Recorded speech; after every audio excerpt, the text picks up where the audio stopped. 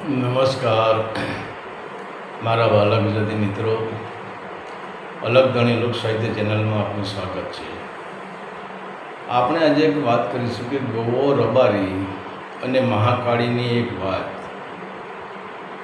હવે ગોવો જો પણ કોઈ પણ આપણે કાલે પણ ચર્ચા કરી હતી, આજે પણ હું એ જ ચર્ચા કરું છું કે કોઈ પણ દેવી શક્તિ હોય, તમે એની બહારની ગમે એટલી પૂજા કરો, પ્રાર્થના કરો, એના હોમ હવન કરાવો, તો કોઈ દેવી શક્તિ તમને પ્રસન્ન થતી નથી, કોઈ દેવી શક્તિના તમને દર્શન થતા નથી. પણ જેમ આપણે જોઈએ કે માં રસોઈ બનાવતી હોય અને પોતાના બાળકને એ રમવા માટે એક રમકડું આપે અને સતત પણ એ બાળક એ રમકડાને ફેંકી દે, તો માં એને પહેલાં ઢીંગલી આપે રમવા માટે, અને એ ઢીંગલીને ફેંકી દઈને જો બાળક રડવા માંડે તો પછી એ માં એને રમવા માટે ઘોડો આપે, અને ઘોડાનું રમકડું ફેંકી દે તો માં એને રમવા માટે એક દડો આપે, પણ એ દડાને પણ ફેંકી દે અને જો એ બાળક રડવા લાગે તો ત્યારે માને ખબર પડે છે કે આ બાળકને રમકડાની જરૂર નથી, આ બાળકને મારી જરૂર છે. એમ આજે આપણે જોઈએ કે કોઈ પણ આપણે જે પણ દેવી શક્તિની આપણે ઉપાસના કરતા હોય, જેની પાઠ પૂજા કરતા હોય, જેની પ્રાર્થના કરતા હોય, જેના દીપ ધૂપ કરતા હોય, જેની આપણે આરતી ઉતારતા હોય, જેના નામના મંત્રોચ્ચાર કરતા હોય, પણ જો એ જ શક્તિ તમને રમકડું આપી દે, તમને સંપત્તિનું રમકડું આપી દે, તમને સુખી કરી દે, તો માને એમ થાય કે હવે આ છોકરાને હું સુખી કરી દઉં તો એ મને ભૂલી જાય. અને આપણે જે કે સંપત્તિનું રમકડું જેને જેને મળ્યું છે ને, એ બધા પછી માને ભૂલી ગયા છે, શક્તિને ભૂલી ગયા છે, દેવને ભૂલી ગયા છે, દેવતાને ભૂલી ગયા છે, પોતાના ઈષ્ટદેવને ભૂલી ગયા છે. કારણ કે જેમ છોકરાને માં રમકડો લે તો છોકરું રમકડામાં મશગુલ થઈ જાય, છોકરું રમકડાને લઈને રમવા માંડે તો પછી માં એના સામે નજર કરતી નથી, પણ તમામ પ્રકારના રમકડા છોકરા ફેંકી દેશે. અને ત્યારે પછી માને ખબર પડે કે છોકરાને રમકડાની જરૂર નથી, પણ મારી જ જરૂર છે. એમ દરેક દેવી શક્તિ સાથે આપણો એક તાર થઈ જાય, અને દરેક પ્રકારના આ સંસારના જે પ્રલોભન રૂપી રમકડા છે એ આપણે ફેંકી દઈએ અને મા સાથે એક તાર આપણે થઈ જઈએ, તો દરેક દેવી શક્તિ એ આપણા સામે આવીને એ ઊભા રહે છે, આપણું કામ પણ કરે છે અને આપણાથી વાતચીત પણ કરી શકે છે. પણ એના માટે આપણો અને દેવનો, આપણો અને મહાશક્તિનો એક જ તાર થઈ જવું જોઈએ, આપણું બંનેનું હૃદય એક થઈ જવું જોઈએ, તો જ આ કાર્ય સિદ્ધ થાય છે.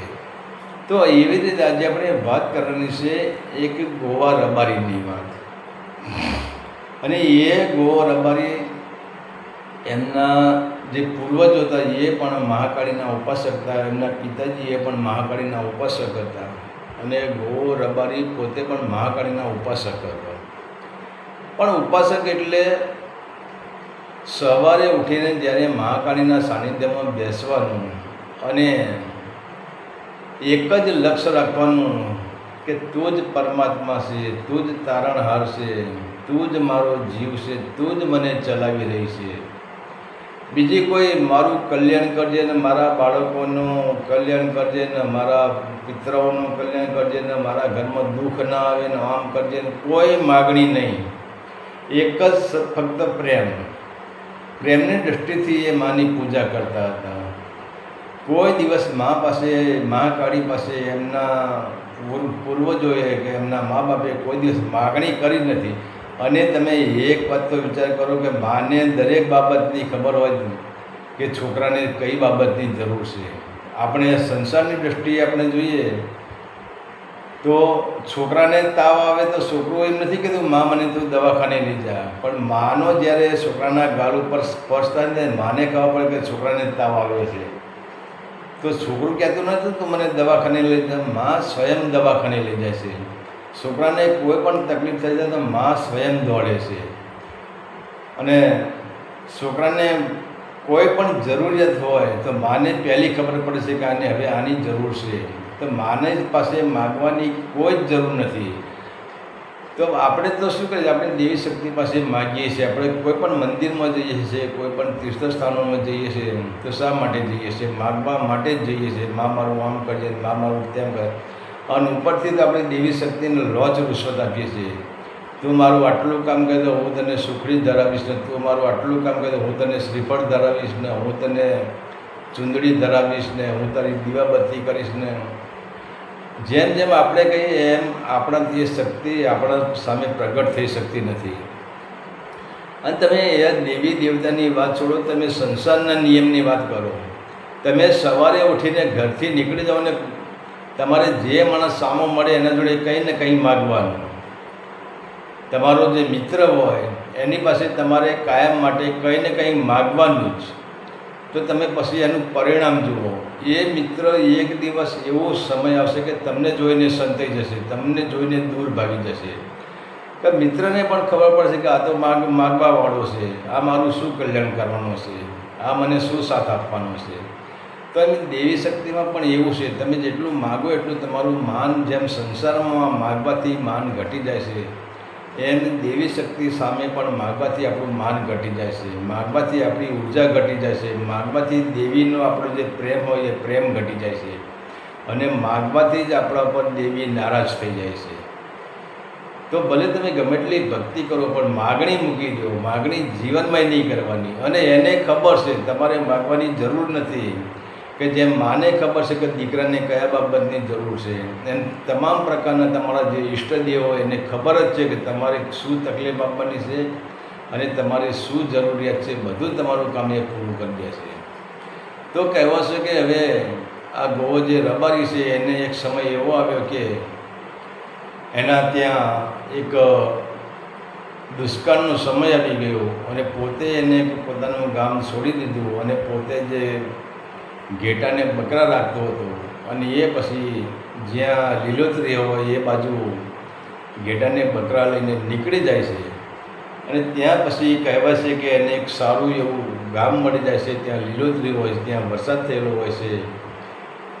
અને ત્યાં હવે જો તમે જુઓ જે જ્યાં ગામ હોય ત્યાં અમુક તો માણસો આજે પણ રાક્ષસ જેવા, શૈતાન જેવા, દાનવ જેવા માણસો આજે પડ્યા હોય છે. અને એ જ ગામમાં એક સૌકાર માણસ રહેતો હતો જે પોતે સુખી હતો. પણ એમ કહેવાય છે કે એનું જે ખેતર હતું, જે 7 થી 8-10 વીઘાનું ખેતર હતું, હવે એ માણસે એને પડોશી, આપણે જો કે પડોશી સારો હોય તો સારો, નહીંતર પછી પડોશી ખરાબ હોવો જ ના જોઈએ. એમ આનો પડોશી બાજુના ખેતરવાળો એટલો બધો ઝેરીલો હતો. પેલો બિચારો એક સરળ સ્વભાવનો માણસોને એને જીવવા નથી, એને હેરાન કરે. તો હવે આ જે ભાઈએ વિચાર કર્યો કે કોઈ સારો માણસ મળે ને તો આ ખેતર મારે વેચી જ દેવું છે. અને એ ટાઈમે કહેવાય છે કે આ ગોવો રબારી છે, ગોવાભાઈ રબારી એ પોતાના જે ઘેટા બકરા લઈને જ્યારે આ ગામમાં આવે છે ત્યારે આ સૌકાર માણસનો છે એનો મિલાપ થઈ જાય છે. અને પછી પોતાના જ જે ખેતરમાં કહે છે કે ભાઈ મારા ખેતરમાં તમે ઘેટા બકરાને બેસાડો અને ત્યાં પછી રહેશે ને ઘેટા બકરા ચારે છે. અને એમ કરતાં કરતાં બંને એમ થઈ જાય છે કે મનમેળ થઈ જાય છે. ત્યારે કંઈ મારે આ ખેતર વેચી દેવું છે અને તમારે જે કિંમત મને તમે આપી દો અને મારે અહીંયા હજુ રહેવાની જરૂર નથી, કે અમે તો હું સિટીમાં જ રહું છું, આ મારું ખેતર અહીં સાચવવાવાળું કોઈ છે જ નહીં, પણ હું એકલો જ આ ખેતરના લીધે જ આ ગામમાં મારે રહેવું પડે છે. ત્યારે આ જે ગોવાભાઈ રબારી હોય છે આ ખેતર રાખી લે છે અને પહેલાંને એના પૈસા આપી દેશે. હવે જ્યારે આ ગોવાભાઈ રબારી ખેતર રાખી લેશે ને ત્યારે પછી એ ખેતરમાં પોતાની એક ઝૂંપડી બનાવે છે ને ત્યાં રહેશે. પણ હવે આજુબાજુ જે માણસ હતા, ખેતરના આજુબાજુવાળા એવા માણસો હતા, જે શૈતાન જેવા માણસો હતા, જે પહેલાં માણસને હેરાન કરતા હતા, એવું આ ગોવાભાઈ રબારીને પણ હેરાન કરે છે. પણ ગોવાભાઈ રબારીને એક જ નિયમ હતો, મારી મહાકાળી કરે ખરું. એને તો બસ કોઈની હાય નહીં, કોઈની નાય નહીં. એ પણ મહાકાળીના ઉપાસક હતા, મહાકાળીના ભક્તો હતા. અને ત્યારે પછી કહેવાય છે કે ખેતરમાં ઉનાળામાં કે શિયાળામાં કોઈ એમના કૂવાનું પાણી આપતા નથી અને ગોવાભાઈને હેરાન કરે છે. ત્યારે ગોવાભાઈ વિચાર કે મારા ખેતરમાં એક કૂવો બનાવી દો. એટલે કૂવો બનાવવા માટે રાત્રે સૂઈ ગયા હોય છે અને મહાકાળીને યાદ કરે છે અને કહે છે કે માં, આવજો, તું મને રજા આપી તો હું અહીંયા કૂવો બનાવું. ત્યારે મહાકાળી એને જગ્યા બતાવે છે અને કે બેટા તું અહીંયા કૂવો બનાવ, અહીંયા પાણી નીકળશે. અને હવે ત્યાં કૂવો બનાવવાનું તે મજૂરો લઈને કૂવો ગાળવાનું શરૂ કરે છે. અને ત્યારે હવે આ જે શેતન જેવા એની આજુબાજુના જે પડોશી માણસો હતા ખેતરવાળા, એ રાત્રે હવે આ જે રબારી છે ગોવાભાઈ રબારી થાક્યા પાક્યા સૂઈ ગયા હોય છે અને કૂવો તો દૂર હોય છે. તો હવે વિચાર કરો, રાતે પોતાના ગાડામાં પથરા ભરીને કૂવાને જે એમને ગોતકામ કરી બધું બૂરી નાખે છે. પાછા બિચારા એમના મજૂર આવીને બીજા દિવસે પાછું સવારે એ પથ્થર કાઢે અને ફરીને પાછું કૂવાનું કામ ચાલુ કરે. એમ કરતાં કરતાં કહેવાય છે કે કૂવામાં સારું એવું પાણી થઈ જાય છે અને ખેતીવાડી પણ કરે છે અને ઘેટા બકરાનો એક બાળો પણ તેમને આ ખેતરમાં બનાવ્યો છે. પણ હવે બાજુવાળા જે ઈર્ષાળુ માણસો હતા અને એમનો સ્વભાવ જ એવો હતો, જેમ કૂતરાનો સ્વભાવ તમે જુઓ, એક એરિયાનું કૂતરું ને બીજા એરિયાનું કૂતરું ભેગું થાય, કોઈને કંઈ લેવા દેવા નહીં, પણ એમ છતાં તમે જુઓ કૂતરા કેવા કરતા હોય છે. તો આ સાઈડમાં જે એમના પડોશી હતા, જે કૂતરા જેવો માણસ હતો, એમાં બે માણસ હતા, પણ એક તો થોડો વ્યવસ્થિત હતો ને એક તો સાવ કૂતરા જેવો માણસ હતો, સાવ શેતાન જેવો માણસ હતો. અને એને હવે એમ થઈ ગયું કે આને હવે કૂવો બનાવ્યો તો હવે આ અહીંથી ખસશે નહીં, પણ આને અહીંયા કોઈ પણ કારણે આને અહીંથી કાઢવો તો પડશે જ. ત્યારે પછી ઘણી વખત એવું આ લોકો કરતા હોય છે કે હવે આ રબારીને કોઈ પણ રીતે હેરાન કરવાનો ધંધો કરતા હોય છે. અમુક ટાઈમે તો જે ચોર લોકોને પૈસા આપીને પણ કહે છે કે આનો મોલ પાક્યો છે, તમે લણી લો. અને ખરાબ માણસોને એ શરાબ પોતે શરાબ પીવા ખરાબ માણસોને પૈસા આપીને પછી આ ખેતરમાં મોકલે છે. તો આવું તો ઘણી વખત ઘણા હેરાન કરે છે. પણ હવે તો આ રબારીને એવું થઈ ગયું, ગોવાભાઈ રબારીને કે હવે મહાકાળી કરીએ જ કરવું, અને મહાકાળી માએ અહીં કૂવો બનાવરાવ્યો છે તો એ જ આપણું કંઈક રસ્તો કાઢશે. અને આ મહાકાળી પર આશા રાખીને જીવન જીવી રહ્યા છે. અને જ્યારે કૂવાની જે આપણી વાત આવી ત્યારે કૂવામાં વિચાર કરો, આ ગોવાભાઈ રબારીને પોતે કૂવાના ત્યાં ખાટલો રાખીને રાતે સૂઈ જવું પડે છે. અને સૂતા સૂતા એ મહાકાળીને યાદ કરે છે કે માં, હું મારું વતન છોડીને અહીં આવ્યો, પણ અહીં મને સારા માણસો ના મળે. આ જ્યારે કૂવો ખોદાય છે અને કૂવામાં આ લોકો પછી પથ્થર નાખી જાય છે, ત્યારે રાત્રે 1 વાગે મહાકાળી સ્વયં આ ગોવાભાઈ રબારીને આવીને કહે છે કે ગોવા, હવે તું સૂઈ જા બેટા, હવે તારે જાગવાની જરૂર નથી, હવે તારા કૂવાની રખેવાળી હું કરીશ. ત્યારે આ ગોવાભાઈ જે રબારી છે એ મહાકાળીના ચરણોમાં પડી જાય છે. માં, મારા માટે તારે શું તકલીફ લેવી પડે? મારા માટે તારે માં તકલીફ લેવાની જરૂર નથી. તો હું અહીં જાગું એવો છું, હું જાગીશ. માં, મારા માટે તું હેરાન ન થઈશ. અને માને ત્યાંથી કહે છે કે માં, તું જા, હવે હું આ કૂવાની રખેવાળી હું કરીશ. ત્યારે મહાકાળી કહે છે કે હે રબારી, હે ગોવા, જ્યારે જરૂર પડે ત્યારે તું મને હાથ કરજે, હું આવીને ઊભી રહીશ. હવે વિચાર કરો, કૂવાનું પાણી તૈયાર થઈ ગયું, બધું થઈ ગયું, તો એમ છતાં આ લોકોને શાંતિથી ત્યાં રહેવા દેતા નથી. અને એક સમયે એવી ઘટના ઘટે છે કે જે આ ગોવાભાઈ રબારી હોય છે એ પછી તો પોતે બળદને ગાડું બધું લાવેલા હોય છે. અને એમના ઘરમાં જ્યારે કરિયાણું જે લેવા માટે દૂર જવું પડે ત્યારે એમની જે પત્ની હતી એ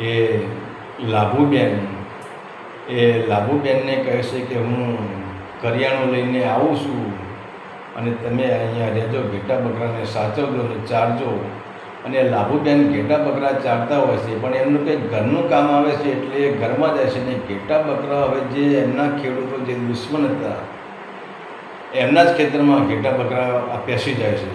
પણ લાભુબેન જુએ છે તો પછી કે મારા ઘેટા બકરા તો પેલાના ખેતરમાં ચરે છે.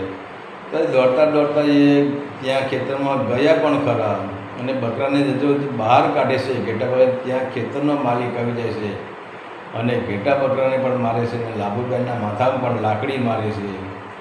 અને લાભુબેન તો એ માથામાંથી લોહીની ધારા થઈ રહી છે. તો એ ઘેટા બકરાને લઈને આવીને એમની જે ઝૂંપડી બનાવી હતી, કાચું ખોરડું બનાવ્યું, ત્યાં બેઠે અને એમાં પછી આ ગોવાભાઈ રબારી આવે છે અને બધી વાત કરે છે. ત્યારે ગોવાભાઈ રબારીને ક્રોધ આવી જાય છે અને ત્યારે પછી પોતે એક રબારી છે અને પોતે લાકડી લઈને એ જે આ એમનો વિરોધ પાર્ટીનો જે માણસ હતો સામા ખેતરવાળો એના ત્યાં જાય છે અને ત્યાં જે છે પછી એને લલકારે છે. અને ત્યાં થોડો એક સાધારણ એવું મારામારી જેવું ત્યાં થઈ જાય છે અને એને કહે છે કે આ 5 દિવસની અંદર તારે આ ખેતર ખાલી કરવું પડશે. ત્યારે ગોવાભાઈ રબારી કહે છે કે તારાથી થાય એ કરી લેજે. કારણ કે ગોવાભાઈ રબારીને પોતાની મા ઉપર વિશ્વાસ હતો, મહાકાળી પર વિશ્વાસ હતો. તારે થાય તું કરી લેજે. અને આ બાજુ મહાકાળીએ ગોવાને વચન આપ્યું કે ગોવાએ કીધું કે માં, જ્યારે હું તને યાદ કરું ત્યારે તું આવજે, તો મારા માટે તું હેરાન થઈશ નહીં. તો હવે મહાકાળી પણ વચનથી બંધાઈ ગયેલા હતા ગોવાની. અને ત્યારે પછી કહેવાય છે કે આ ગોવા રબારી છે એ પોતાના ઘરે આવીને સૂઈ જાય છે. હવે પોતાના ઘરથી જે ઘેટાનો વાડો હોય થોડો દૂર હોય છે, કૂવાથી નજીક હોય છે. અને જ્યારે પછી રાત્રિનો સમય થયા છે ત્યારે આ જે એની બાજુના ખેતરવાળો માણસ હતો એ નક્કી કરે છે કે આજે તો માણસોને લઈને જવું છે. અને ગામમાં એવા જે માણસો હતા, નરાધમ માણસો, એ લોકોને રાતે શરાબ પીવડાવે છે, રાતે નાસ્તા કરાવે છે, એ લોકોને વાપરવા માટે પૈસા આપે છે અને કહે છે કે આ ગોવાના જેટલા પણ ઘેટા બકરા છે એ કૂવામાં નાખી દેવાના. તો વિચાર કરો કે રાત્રે આ લોકોએ ગોવાના રબારીના ઘેટા બકરા બધા કૂવામાં નાખી દીધા છે. અને ત્યારે પછી સવારે જ્યારે આ ગોવાભાઈ રબારી જુએ છે તો પહેલી જ નજર એમની જે ઘેટા બકરાનો વાડો બનાવ્યો તો વાડામાં નજર પડે છે. તો વાડામાં એક પણ ઘેટું નહીં ને એક પણ બકરું નહીં. ત્યારે ગોવાભાઈ રબારીને એમ થઈ ગયું કે ઘેટા બકરા ક્યાં ગયા હશે. કારણ કે કૂવો તો એનાથી ઊંચો હતો, તો ઘેટું તો કૂદીને કૂવામાં પડે એવું તો હતું જ નહીં. ત્યારે પછી આજુબાજુમાં શોધ કરે છે પણ કાંઈ ઘેટા બકરા ક્યાંય દેખાતા નથી. અને એમ કરતાં એ આખો દિવસ અને આખી રાત શોધતા હોય છે. અને જ્યારે પછી સાંજે ઘરે આવે છે અને એ સાંજને પછી એમને એમ થયું કે લાવ કૂવા બાજુ તો જવું. અને જ્યારે કૂવા બાજુ જાય છે બંને પતિ પત્ની, અને જ્યારે કૂવામાં નજર કરે છે ત્યારે એમની આંખો ફાટી જાય છે અને જુએ છે તેમના ઘેટા બકરા અંદર બધા મરી ગયેલા હોય છે કૂવામાં. ત્યારે પછી આ ગોવાભાઈ ત્યાં બેઠા બેઠા રડે છે, પતિ પત્ની બંને. અને ત્યારે પછી માને યાદ કરે છે કે માં, હું લૂંટાઈ ગયો, હું બરબાદ થઈ ગયો. ત્યારે સ્વયં મહાકાળી પ્રગટ થાય છે અને મહાકાળી કે ગોવા, મેં તને શું કહ્યું હતું કે તું આરામે તું સૂઈ જા, તારા કૂવાની તારા ખેતરની રખેવાળી હું કરીશ. પણ તે મને વચને બાંધી હતી કે માં, જ્યારે હું યાદ કરું ત્યારે જ તું આવજે, મારા માટે તું હેરાન થઈશ નહીં. તેમાં ગોવા મારો કંઈ વાંક નથી બેટા. ત્યારે ગોવો કહે છે કે માં, હવે શું કરું, હવે હું બરબાદ થઈ ગયો. ત્યારે મહાકાળી કહે છે ગોવા, બરબાદ તું બરબાદ નથી કે બરબાદ તો હવે સામાવાળો થઈ જશે. અને તું જો સવારે 7 વાગ્યાના ટાઈમે એની ગામમાંથી એની નનામી નીકળી જશે અને જોઈએ કે બીજા દિવસે કે જે ગોવાનો જે વિરોધી હતો, મહાકાળી પોતે એક રૂપ લઈને જ્યાં આ ગોવાનો વિરોધી હતો એના ત્યાં પહોંચ્યા છે. અને ત્યાં પહોંચીને મહાકાળીએ એના ઘરમાં એવી ધમાચકડી મચાવી દીધી છે અને છેવટે એ ધમાચકડીમાં એ જ ઝઘડામાં એના પ્રાણ, એના કુટુંબીજનોએ, એના ઘરવાળા જેના પ્રાણ લઈ લીધા છે અને સવારે 7 વાગે તેનો મૃતદેહ પડ્યો છે, એની નનામી બંધાઈ ગઈ છે. અને ત્યારે પછી મહાકાળી ગોવા રબારીને કહે છે કે હે રબારી, હવે આ જગ્યા ગોઝારી થઈ ગઈ અને આ જગ્યાએ હવે તારે રહેવું નથી, પણ હવે હું તને એવી જગ્યા બતાવું છું કે તારી એક પેઢી નહીં પણ તારી 7 પેઢીઓની તને દુઃખ ના આવે એવી જગ્યાએ તું નીકળી જા.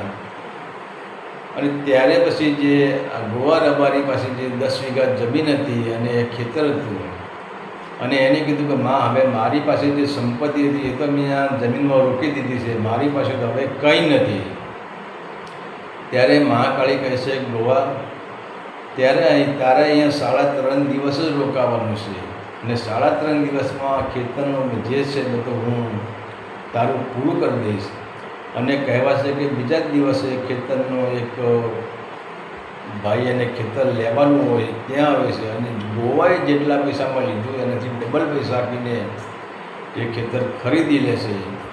અને ત્યારે પછી મહાકાળી કહેશે કે હું તને જ્યાં તું જઈશ અને જ્યાં રાત્રિનો સમય થાય અહીંથી તું નીકળીશ ને જ્યાં સાંજ પડે અને સાંજ પડે જ્યાં તને આરતીનો ઘંટ સંભળાય ને એ ગામમાં તું રોકાઈ જજે. અને ત્યારે પછી ગોવા કહેવાય છે કે ત્યાંથી જે 15-17 કિલોમીટર દૂર એ નીકળી જાય છે.